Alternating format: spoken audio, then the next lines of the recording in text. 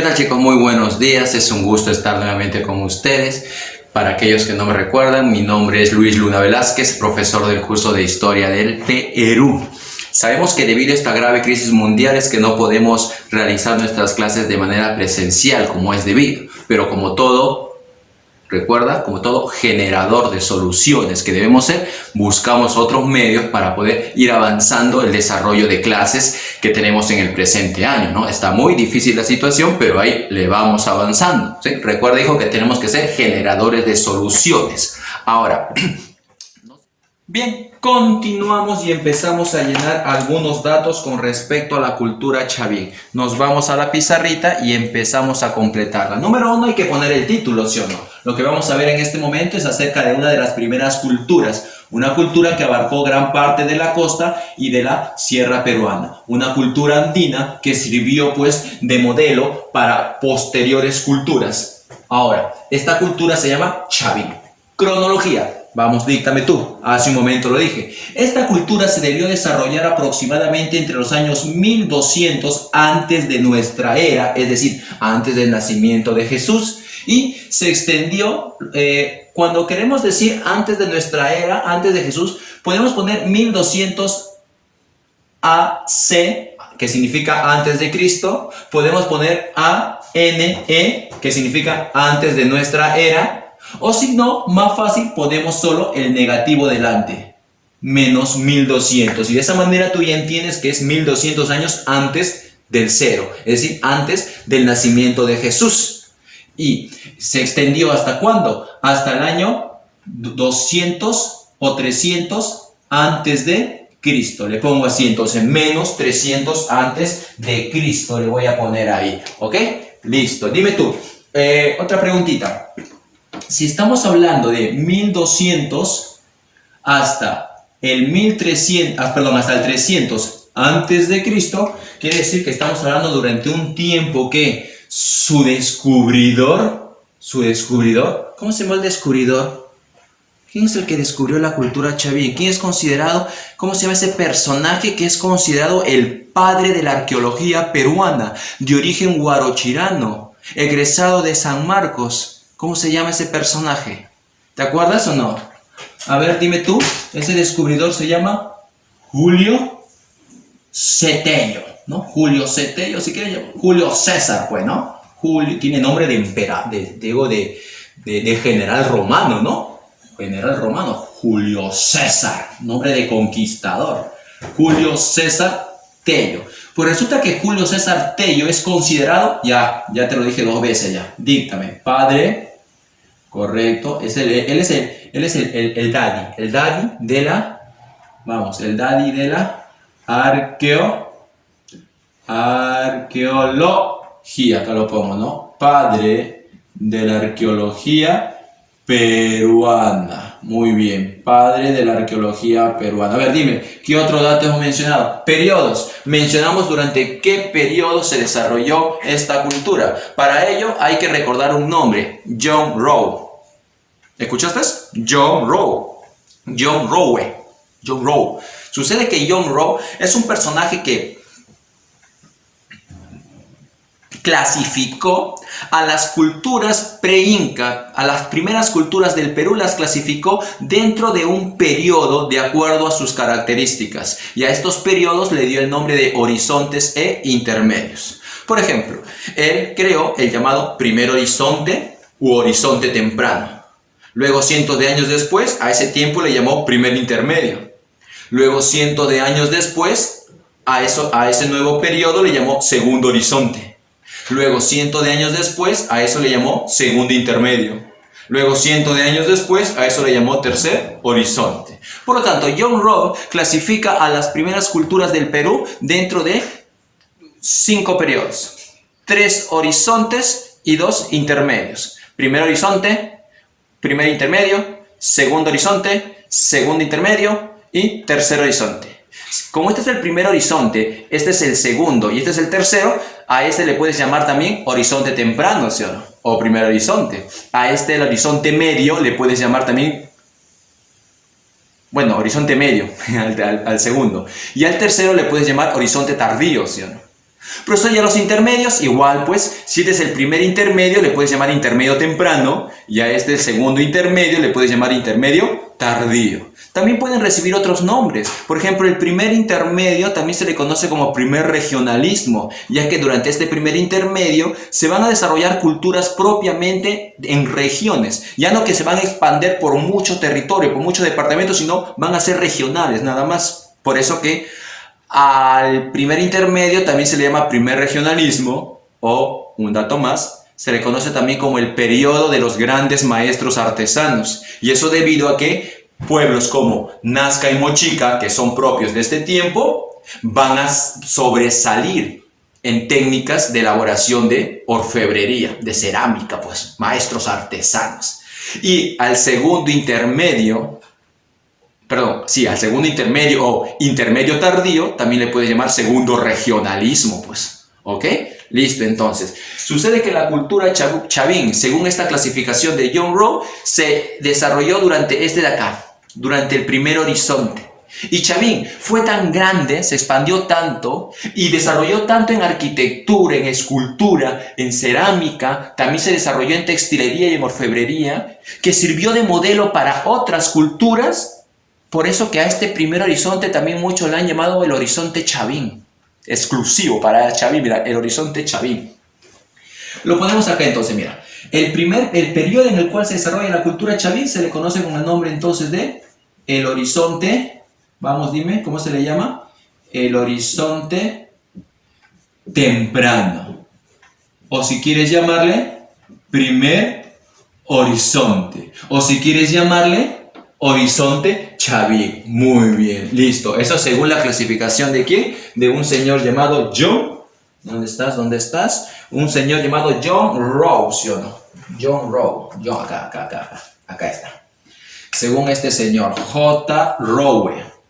John Rowe. Ahora, sucede que hay otra clasificación en la cual a Chavín se le considera como parte de un periodo llamado el formativo. Y el formativo se divide en un formativo inicial, un formativo medio y un formativo superior. La cultura Chavín se desarrolla según la clasificación de Rowe durante el horizonte temprano, correcto.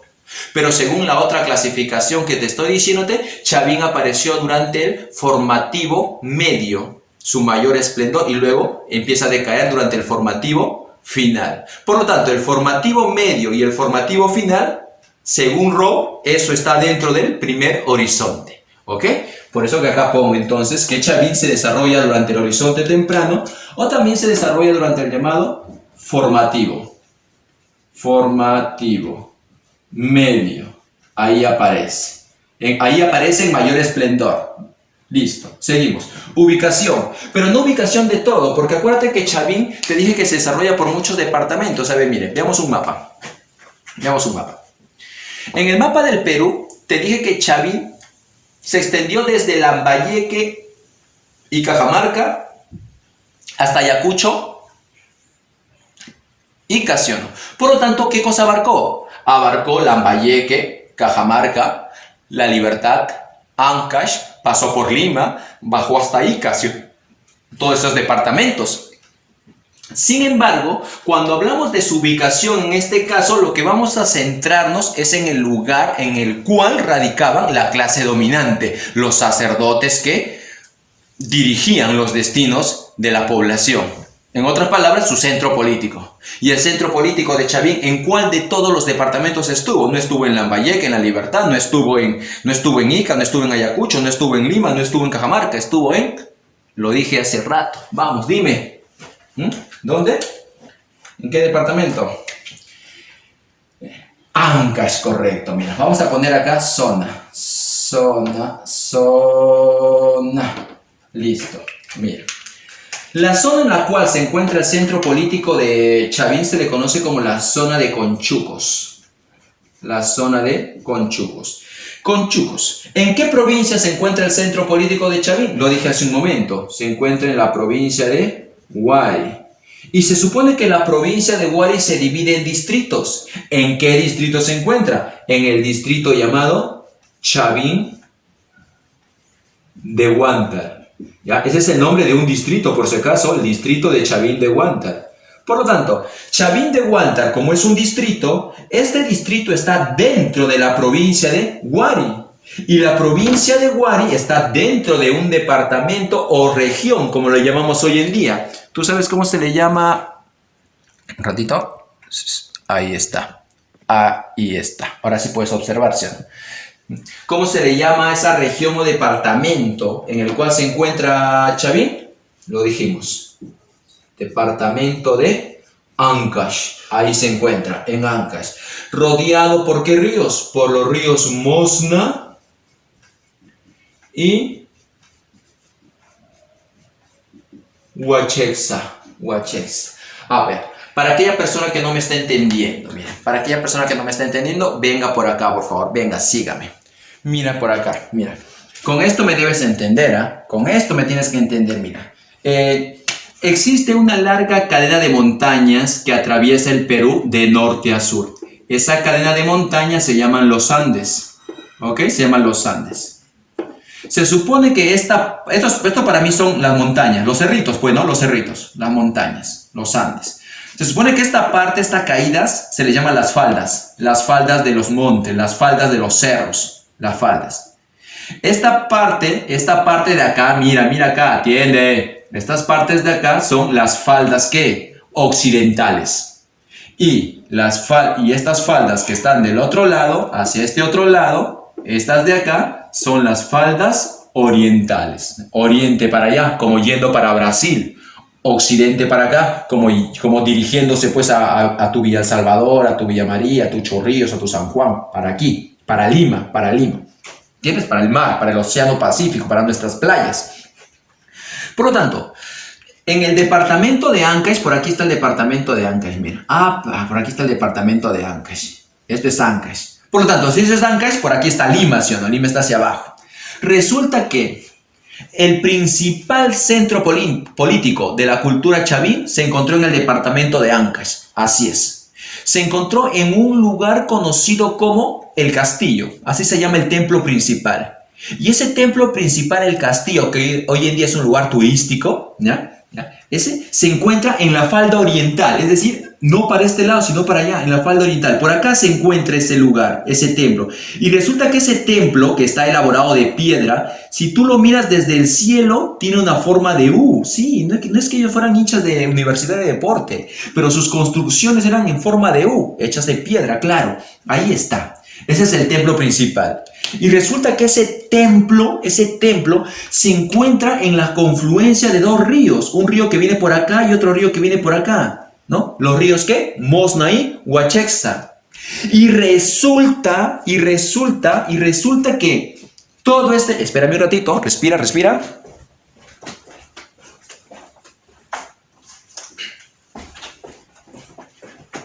Regresé, mira. Y resulta que todo esto de aquí se le conoce como el distrito de Chavín de Huántar. Ese es un distrito. Y ese distrito Chavín de Huántar está dentro de una provincia que se llama la provincia de Huari.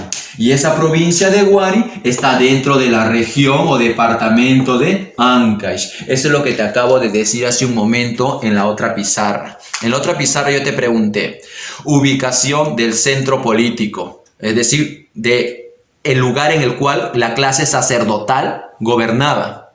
¿Y qué te pregunté? ¿En qué departamento o región? Ancash. ¿En qué provincia? Huari. ¿En qué distrito? Chavín de Huántar.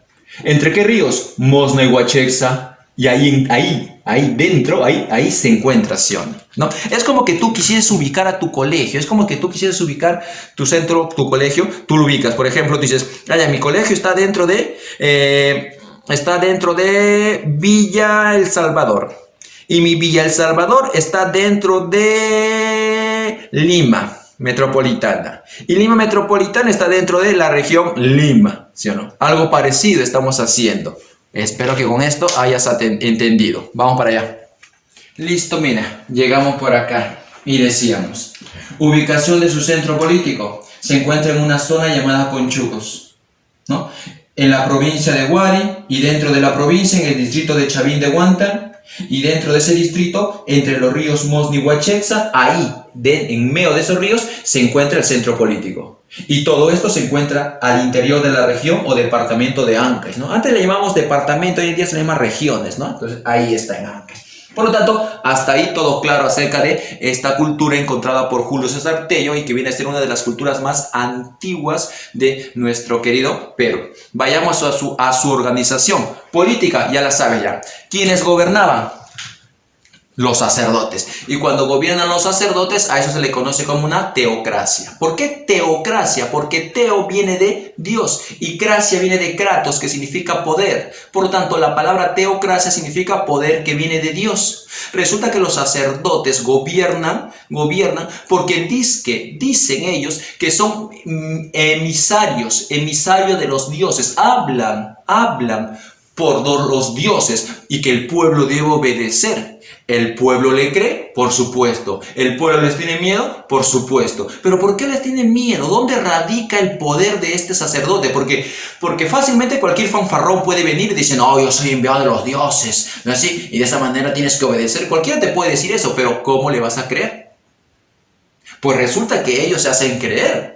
¿Cómo se hacen creer? Porque estos no son cualquiera. Sucede que los sacerdotes, la clase gobernante, ellos concentran conocimientos que no comparten con el pueblo. Estas personas son conocedores a través de la astronomía, ahí está la clave, astronomía, a través del estudio de los astros, son conocedores de ciertos cambios climáticos y con ello tiempos en el cual hace más frío, hace más calor, tiempo en el cual hay más lluvias. Lo que hoy en día tú podrías decir, pues son las estaciones del año. ¿Quién no sabe pues que hay verano, invierno, primavera, otoño?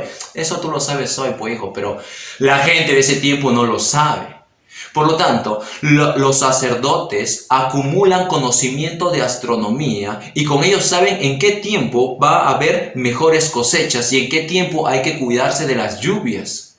La población que está dentro de todo el territorio de Chavín, van hasta Chavín de Huántar, van hasta el lugar donde están estos sacerdotes a tributar, a pagar parte de su producción. Claro, si eres agricultor, ojo, recuerda que la principal actividad económica de Chavín es la agricultura, seguido de la ganadería y el comercio un poco, también practican la pesca y la artesanía. Y entonces, regresamos, decíamos que los pobladores de todas partes del territorio de Chavín van hacia el templo de Chavín de Huántar con el objetivo de que le den a ellos los designios de los dioses y también para que tributen.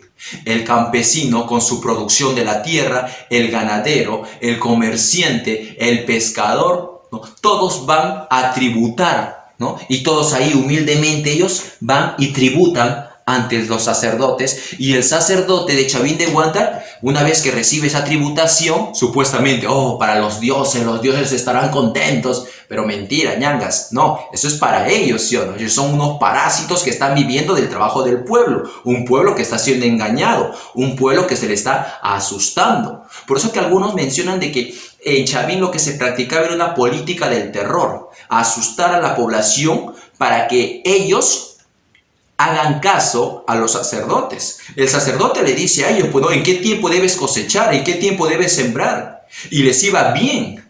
Y el pueblo, el pobre campesino, sí, son enviados de los dioses, ellos me dijeron y efectivamente sucedió. No, tenemos que tributar, si no los dioses nos van a castigar, ¿no? Ellos piensan inocentemente eso, pero no es verdad, pues los sacerdotes lo que hacen es conocimiento de astronomía, ya, muy bien. Y de esa manera, con la astronomía, ellos pueden, dar disposiciones con respecto a la agricultura. Ahora, ¿cómo puedes crear una atmósfera, un escenario para crear mayor temor, para que inflijas más miedo al pueblo? Porque el objetivo es que el pueblo se mantenga temeroso, ¿sí o no? Si tú asustas al pueblo, ¿sí?, calladito, obediente, te va a obedecer. Entonces, ¿qué es lo que hacen ellos muchas veces? Representan en su escultura, en su cerámica, en su orfebrería, ¿qué representan? Fieras salvajes, animales demoníacos. El objetivo es dar miedo. En su escultura encontramos mucho al jaguar, encontramos al caimán, encontramos pues a la serpiente, encontramos al halcón, por ejemplo, al águila, ¿sí? A un ave, un tipo de ave encontramos, con el objetivo de que al hacerlo de una manera con grandes colmillos, grandes garras, el pueblo se intimida. ¿Hasta dónde llegaron el abuso? Mira, hasta dónde llegaron que como parte de las técnicas agrícolas, la cultura chavín desarrolló la utilización de canales para que pasen el agua, ¿no? Para que trasladen el agua. Claro, también se utilizaron los andenes, ¿ah? Que más adelante van a utilizar Tiahuanaco. Pero ellos crearon, junto al templo principal, el templo de Chavín de Huántar, ¿no? Crearon unos canales, especie de acueductos, ¿no? De tal manera que el golpear del río hiciera una fricción para que sonara como si fuese una especie de rugido. Por lo tanto, las aguas al pasar por ese lugar hacen ese ruido. Pero la población no sabe. La población, cuando va a tributar, llega a las afueras del templo con su tributación, ¿no? Escuchan que al interior del templo, hecho en bloques de piedra, como te dijo, hechos en piedra, ¿no? Suena como que el jaguar está haciendo ruido. Entonces la población tiene miedo, empiezan a ver, y por ahí hay figuras como la cerámica. La cerámica fue muy utilizada también. La cerámica, lo que dibujaban eran figuras de felinos. Te das cuenta de que si tú quieres infligir temor, imagínate que hagas una cerámica. Dime, ¿esa cerámica lo vas a pintar de negro o de amarillo? Si quieres infligir temor, si quieres dar miedo. Claro, puede de negro, ¿sí o no? ¿De marrón o de celeste? Si quieres dar miedo. ¿De marrón? ¿De plomo o de blanco? De plomo, pues, porque ya te diste cuenta, porque los colores serios, negro, plomo, marrón, son colores que infligen más respeto, en muchos casos más miedo. En cambio, el amarillo, celeste, blanquito, imagínate que tú vas a tributar a Chavín todo humilde y de repente, ¿no? Te quieren asustar y ves una cerámica de un jaguar ahí con sus garras, sus colmillos, todo, y pintado de rosadito. Todo de rosadito. Dime, ¿te va a dar miedo eso? ¿De rosadito? No, pues no. En cambio, si le pones colores oscuros, ¿no? Entonces tú te das cuenta de todo esto, lo que representan en su escultura, sus dioses, lo que hacen en su cerámica, lo que hacen en su orfebrería, lo hacen con la intención de infligir temor a la población, ¿no? Y de esa manera mantener más controlado y quedarse ¿con qué? Con el excedente de producción, con lo que la población produce, quítale su comida, que se queden con lo que van a comer y el resto tienen que tributarlo hacia la clase dominante. Inteligentes, sí. Bandidos, bandidazos, pues bandidazos. El sacerdote acumula conocimientos de astronomía y de esa manera controla la población, haciéndose pasar por una especie de oráculo, adivino, pitonizo, el que mira el futuro. Perdón, el que dice los designios de los dioses, ¿no? Te está diciendo sus designios. Por lo tanto, ponemos aquí entonces, mira, en política, ¿quién gobierna? El sacerdote. ¿Cómo se llama ese tipo de gobierno? Teocracia. Le ponemos acá, mira, una teocracia, teocracia sacerdotal. ¿Qué cosa es lo que están infligiendo a la población? Le están infligiendo una política del terror. Bandidos, bandidazos, política del terror. ¿Cómo así? Porque ellos tienen conocimiento de astronomía. Eso es lo que les ayuda a ellos, el conocimiento de la astronomía. ¿Y por qué se hacen pasar los muy vivazos? Se hacen pasar como un oráculo, el que dirá el designio de los dioses, ¿no? Astronomía, y se hacen pasar como un oráculo. Y la población está muy bien controlada entonces. Punto número 2, economía. Mira, ya hemos dicho esto también. La economía se basaba principalmente en ¿qué actividad productiva? En la agricultura, ¿sí o no? La producción de alimentos, base de toda sociedad, la agricultura. ¿Qué haríamos sin la agricultura? Pero eso también está seguido por la crianza de animales, se le llama la ganadería. Ok, listo, muy bien, ganadería. Y un poco de comercio. Utilizan mucho el trueque, no existe la moneda por si acaso. El comercio a través del intercambio como utilización del trueque y también la actividad pesquera.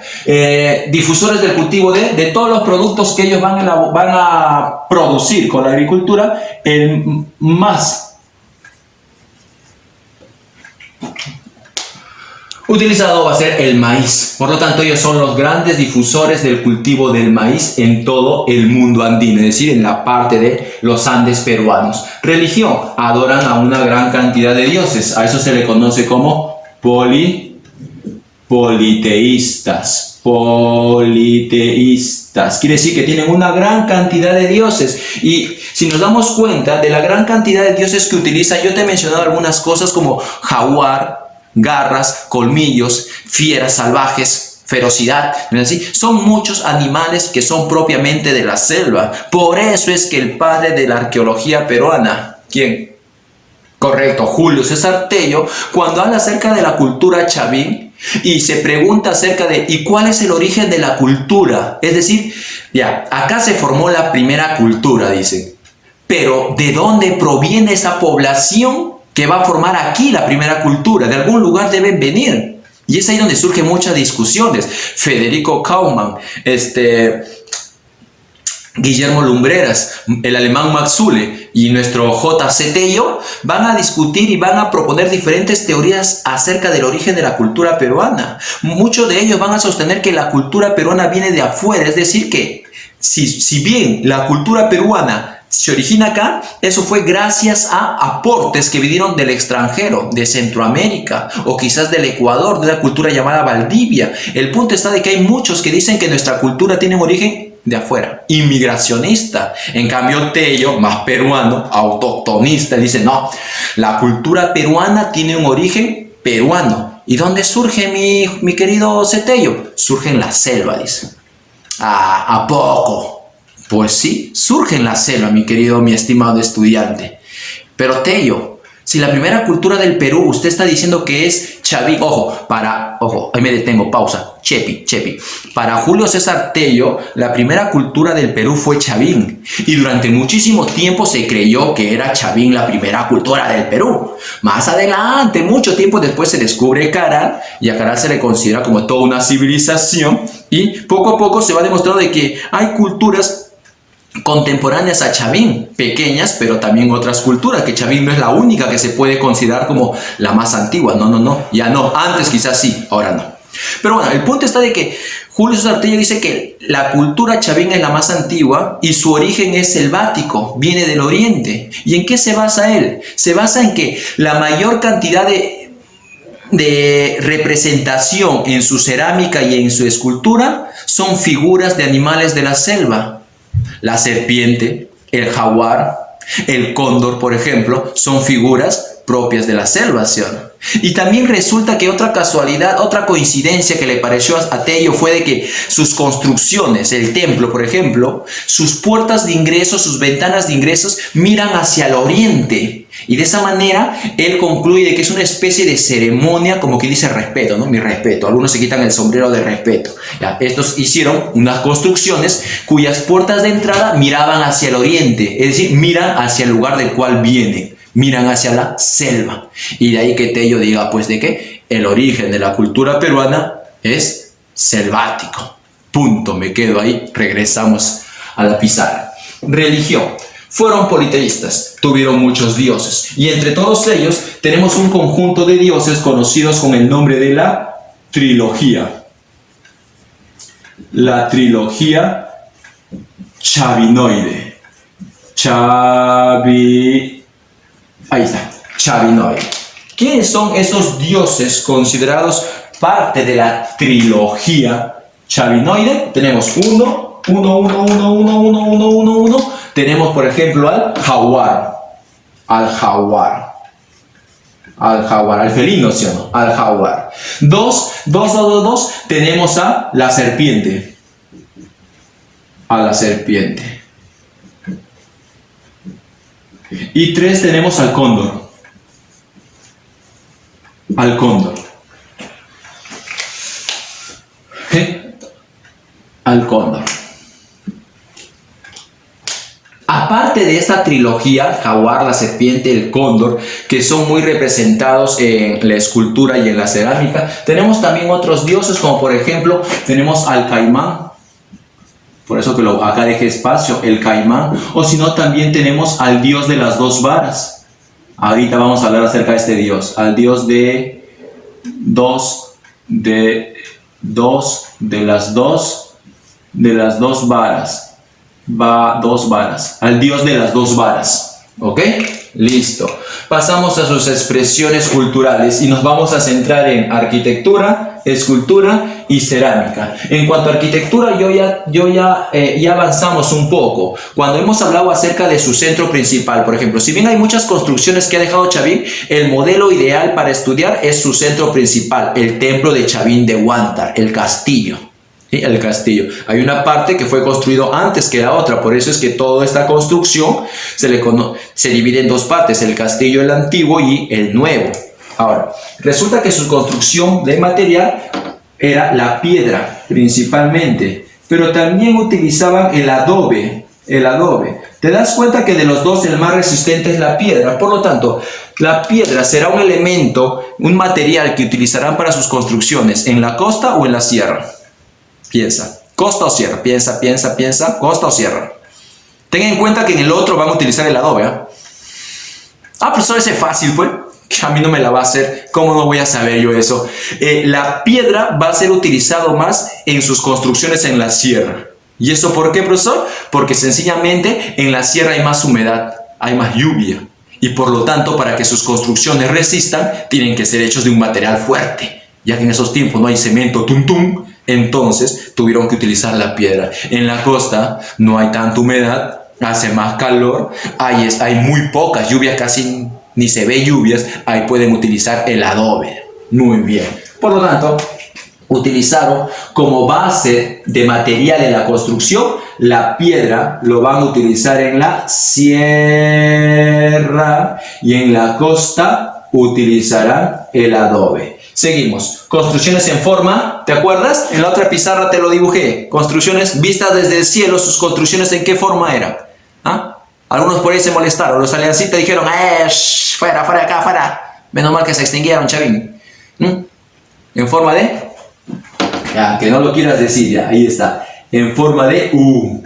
Es así, construcciones en forma de una U, vista desde el cielo, en forma de U. Luego, ¿qué otra característica tiene? Que estas construcciones hechas por Chavín llevan en la parte delantera, mira, por ejemplo, vamos a mostrar un modelo, una maqueta acerca de Chavín. Mira, obsérvalo, mira. Ese es el templo principal. Ahí radicaba el sacerdote principal, el oráculo, ¿no? La casta sacerdotal, los que dirigían esta teocracia sacerdotal. ¿Qué cosa observamos? Que la plaza no es levantada, sino la plaza es hacia abajo. Por eso decimos que la plaza era hundida. Una característica de sus construcciones son que llevan plazas hundidas. ¿Qué más? Que llevan pirámides truncas. ¿Puedes ver o no las pirámides truncas? Una pirámide trunca, ¿qué quiere decir? ¿Sabes lo que es una pirámide? Sí, una pirámide. Es una pirámide, pero que no termina en punta, sino una pirámide que está así. Y de ahí, ¿no? Ese, trunca. Quiere decir es como que hubieras agarrado ¿no? ¡Pum! Le metiste un golpe a la parte de la punta y la punta ¡pum! Se achicó. Es una pirámide trunca. ¿Qué cosa más tenemos? Plataformas, pero plataformas semicirculares. Semicirculares. De todas las más conocidas, la más famosa, ya te dije, el templo de Chavín. El templo de Chavín de Huántar. ¿Ok? Pasemos a escultura. En cuanto a esa escultura ya sabemos que es lítico, es decir, hechas de piedra. Bien, acá puedes ver, mira, en cuanto a su escultura hay que entender que sus construcciones elaboradas eran en base a la piedra, es lítico, y al mismo tiempo tenían un carácter religioso. Es decir, lo que van a esculpir son a sus dioses.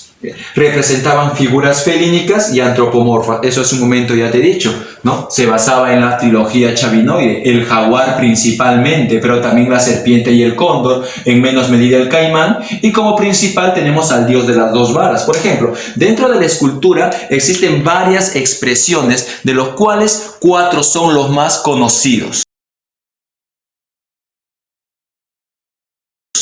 De las 4 manifestaciones escultóricas más conocidas tenemos, número 1, ponemos acá, mira, el lanzón monolítico,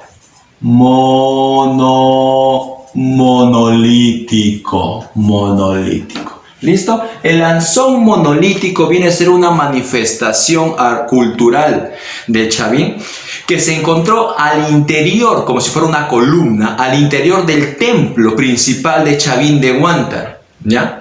La palabra el lanzón proviene de que José Toribio Polo es un periodista. José Toribio es un periodista y a la vez historiador, que fue el que acuñó la palabra lanzón para referirse a este enorme bloque de piedra. Monolito significa mono, uno, y lítico, piedra. Por lo tanto, monolítico es una sola piedra, es una sola gran piedra que para este periodista historiador tenía forma de lanza, como si fuera una lanza, ¿sabes? Una lanza, ¿no? Pero es una lanza gigante. Por eso que le pone nombre el lanzón monolítico, lo cual estaba equivocado, pero así con ese nombre ha quedado, porque en verdad lo que representaba eso era una huanca sagrada para la adoración. Esa huanca sagrada era una figura felínica. Para John Rowe, lo que representaba el lanzón monolítico era al dios sonriente. Pero bueno, un dios sonriente que mucha sonrisa no da, porque era un dios que tenía grandes colmillos, tenía boca, ¿cómo se llama?, de felino, ¿no? Tendía garras y su cabello parecía con señales de serpiente, ¿no? Y a esa figura que está diseñada en el lanzón monolítico, John Rowe dice que es el dios sonriente, pero bueno, de sonriente no parece mucho, no da más miedo este lanzón monolítico. Este lanzón monolítico durante mucho tiempo se perdió al interior de Chavín, del templo principal, debido a que hace mucho tiempo hubo un terremoto y con eso pues un aluvión, allá por el año 1945, enterró el templo viejo de Chavín de Huántar, en donde se encuentra el lanzón. Al pasar los años se recogió todo eso, se volvió a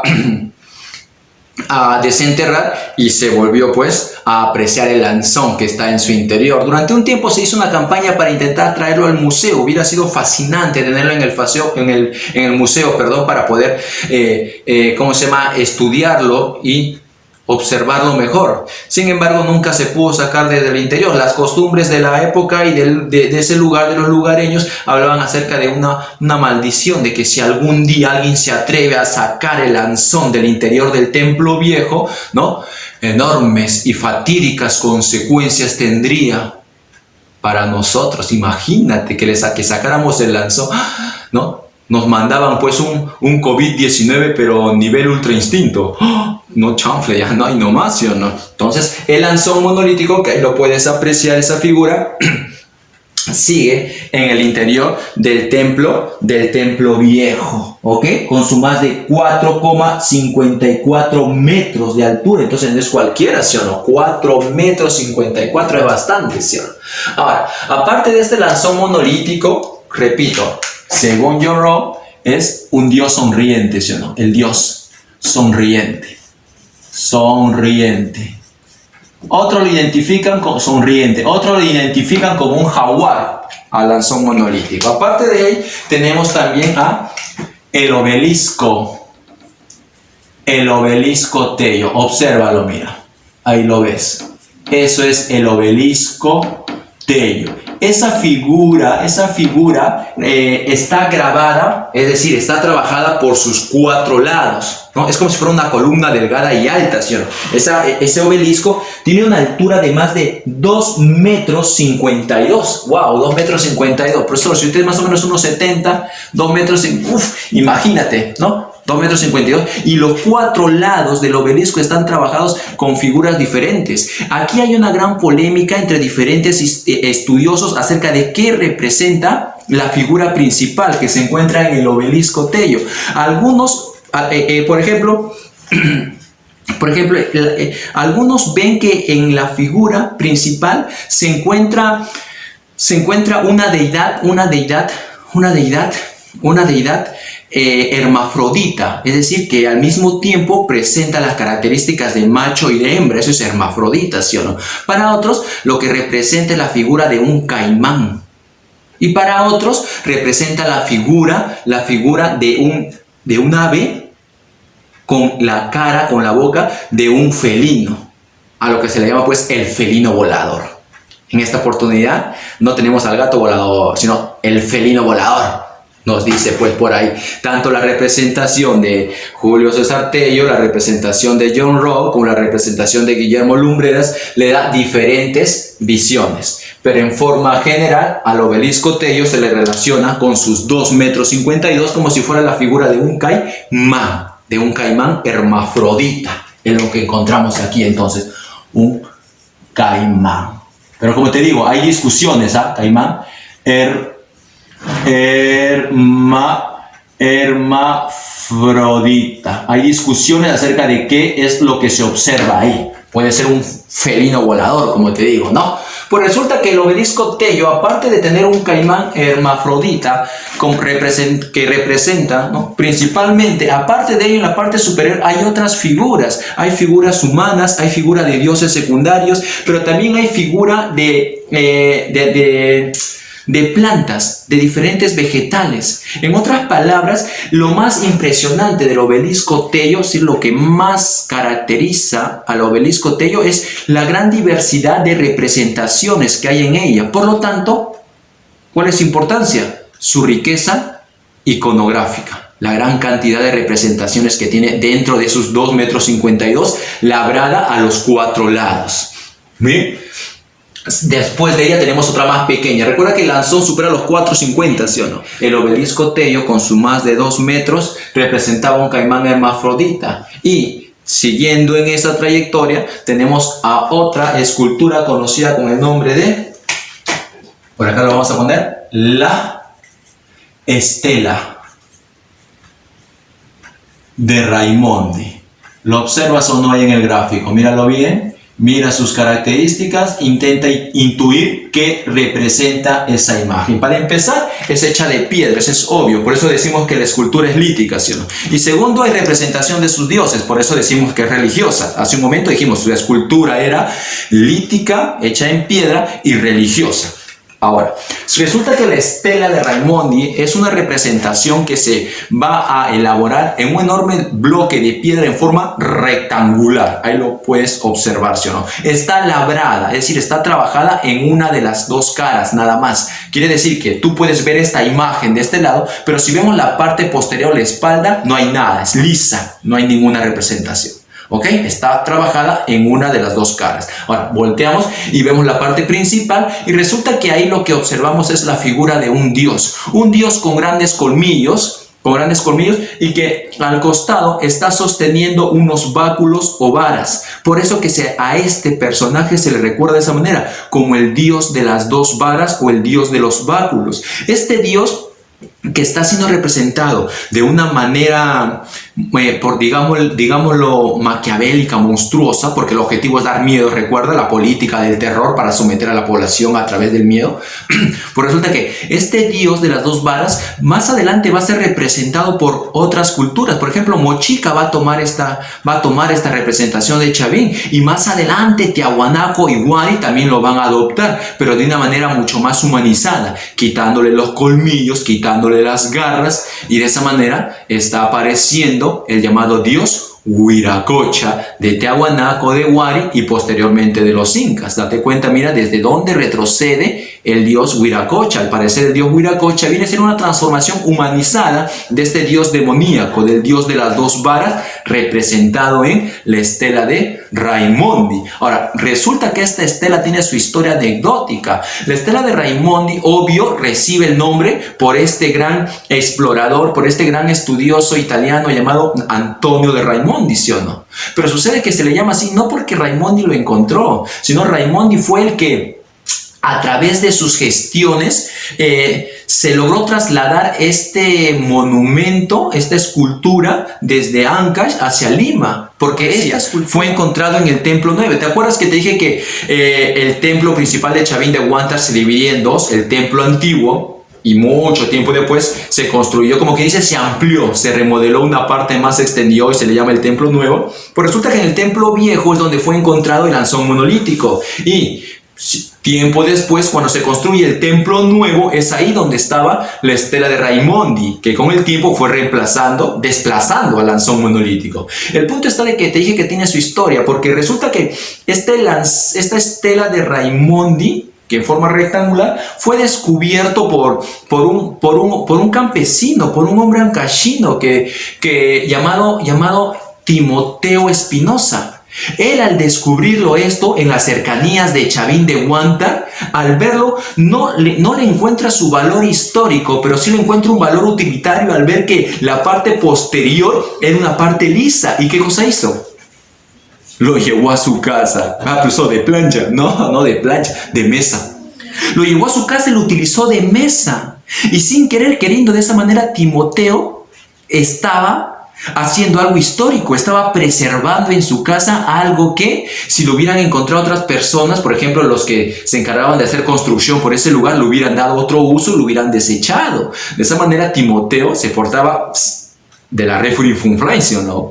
Porque estaba conservando algo que más adelante Raimondi lo va a descubrir, y Raimondi es el que hace las gestiones para que lo traigan a Lima y se exponga durante mucho tiempo en el museo, en el Museo de Artes de Lima.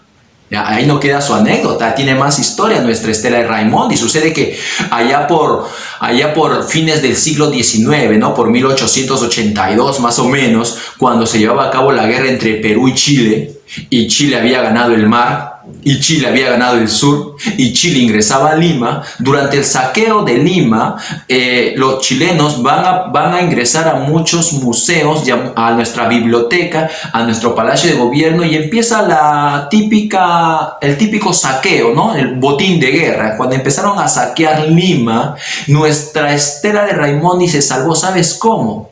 Cuando la hicieron caer hacia adelante. Cuando tú ibas a verlo al museo, al parque, hoy en día se llama MALI, Museo de Artes de Lima, cuando tú llegas a ese lugar, tú veías en la entrada, ahí estaba grande, imponente, ¿no? Muy bonito nuestra estela de Raimondi, recordando a Chavín. Pues resulta, ¿qué cosa hicieron? Lo hicieron caer hacia adelante para que solamente se vea la parte lisa. Entonces, cuando los chilenos vieron ese pedazo rectangular de piedra, ni caso le hicieron, porque no sirve de nada, se fueron. Imagínate si hubiesen caído hacia el otro lado, si lo hubieras hecho caer hacia adelante, viendo la figura del dios el dios de los báculos. Caballero hubiera pasado, se lo hubieran llevado y hubiera estado siendo exhibido allá, pues en los museos de Santiago, en la Universidad de Santiago de Chile, ¿sí? Se salvó, ¿no? ¿Qué habrá dicho la Estela en ese momento? ¿No? Uf, la que me salvé, habrá dicho la Estela, ¿no? Pues resulta que aparte de la estela de Raimondi que representa, vamos a ponerlo ahí, hijo, venga por acá, mira, hay que poner que esto representa al dios de las dos varas, ¿no? Al dios de los báculos o al dios de las dos varas. Bien. Aparte del lanzón monolítico, recuerda que la palabra lanzón está mal, no debería ser lanzón, es una huanca ceremonial. El obelisco Tello, una figura hermafrodita, trabajada en los cuatro lados, ¿no? Más de 2,50 metros de altura. La estela de Raimondi en forma rectangular, trabajada en una de las caras nada más, encontrado por Timoteo Espinosa y traído por Raimondi a Lima. Aparte de esos tres, también tenemos otra escultura muy famosa que es conocida como las cabezas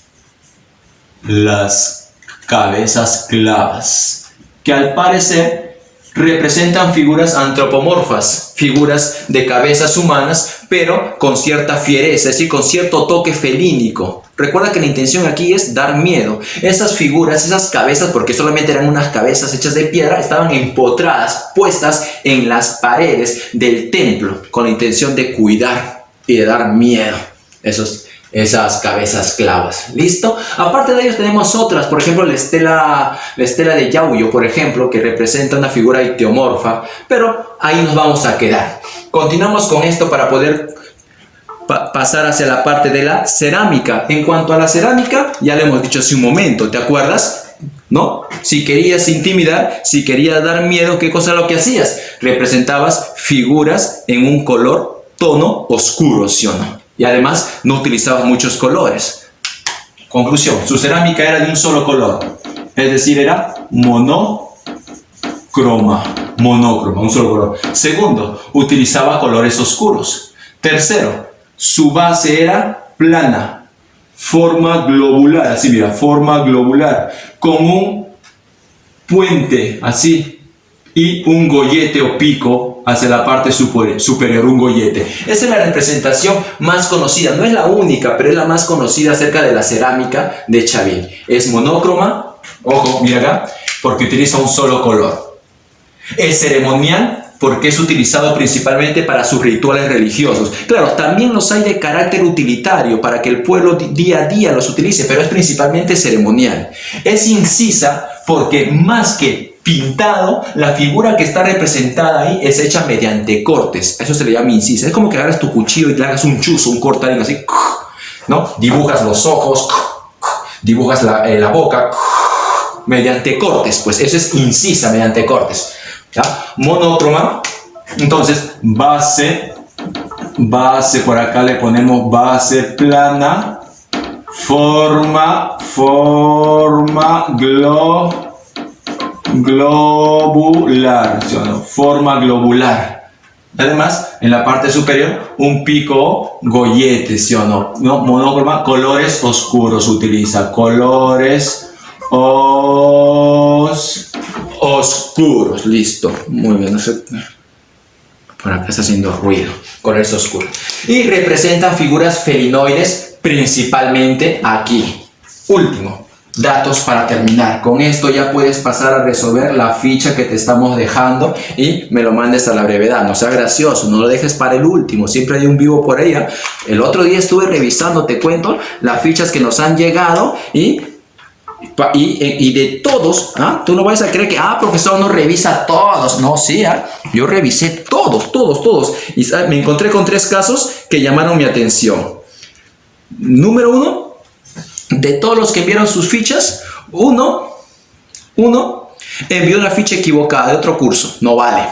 Uno. Segundo, otro envió solamente la primera parte de la tarea. Qué vivo, ¿no? ¿Qué habrá pensado, no? Profesor no revisa, seguro profesor solo ve el nombre y pone ya. Listo, pero no revisa. ¿Y qué cosa hizo?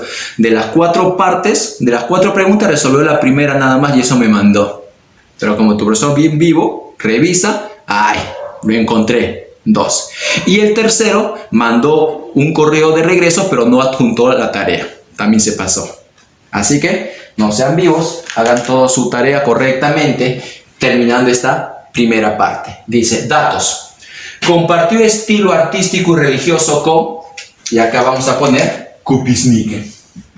Kupisnike se desarrolló en la parte norte del Perú, entre Lambayeque y Tumbe. Kupisnike es contemporáneo a Chavín, por eso que aquí hay otra discusión que muchos van a considerar que Kupisnike y Chavín son parte de una sola tradición. Otros que Chavín es la continuación de Kupisnike y otros que Kupisnike y Chavín son 2 tradiciones, 2 culturas diferentes, pero que se relacionaron y que compartieron estilos una de la otra. Vamos a tomar esta tercera como la más aceptada, en que Kupisnike era contemporáneo a Chavín y que ambos compartieron los estilos artísticos, es decir, la elaboración de cerámica, de escultura y de orfebrería eran similares entre los dos.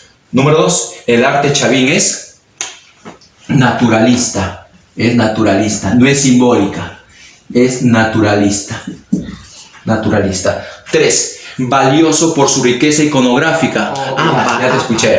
El obelisco Tello, ¿no? El obelisco Tello. Acuérdate que en el obelisco Tello no solamente encontrábamos en ella la representación del caimán hermafrodita, sino también encontrábamos representación de seres humanos, de otros dioses y también de muchas plantas, ¿no? Entonces su importancia radica en toda la expresividad que tiene dentro de su trabajo. 4. Desarrolló. Deschanfle. Desarrolló también el trabajo en pequeños metales, se le llama la orfebrería. Y también desarrolló la textilería. Y por último, ¿cómo habrá llegado a su fin esta cultura? Después de cientos de años de existencia, recuerda que empieza por 1200 y termina por el 300 a.C., más o menos Chavín llega a su fin debido a, 1, los grandes cambios climáticos que no van a poder ser predecidos por el oráculo de Chavín, por los sacerdotes que controlaban todo. Van a empezar a fallar en sus pronósticos debido a los desastres naturales, pues fenómenos climáticos. Y segundo, debido a que en diferentes partes dentro de todo el dominio empiezan a surgir sacerdotes locales, grupos sacerdotales locales, que de esa manera la población, al observar que el grupo sacerdotal principal de Chavín está fallando ya en sus designios, está cayendo en el desprestigio, ¿no? Empiezan pues a asistir más a sus sacerdotes locales. Por lo tanto, el desprestigio en que va cayendo el templo principal, más los sacerdotes locales que van surgiendo en diferentes regiones al interior de todo el territorio, hace que Chavín caiga en un tiempo de decadencia y poco a poco vaya desapareciendo y vaya surgiendo otras tradiciones. Va a surgir Mochica, va a surgir Nazca, va a surgir Paracas, entre otras tradiciones culturales. ¿Ok, chicos? Sí, bien. Hasta ahí espero que me hayas atendido con este nuevo tema con respecto a la cultura Chavín. Espero te haya sido beneficioso las diferentes imágenes que hayan enriquecido tus conocimientos y de esa manera puedas satisfactoriamente resolver la ficha que te estamos mandando y que debes regresármela en la brevedad posible. Conmigo hasta la próxima clase. Quedamos aquí. Recuerda, no te me estreses, sigue cumpliendo la cuarentena, aunque ya no es cuarentena, ya nos pasamos allá, pero recuerda, no salgas de casa, cuídate mucho. Un abrazo, hijo. Nos vemos.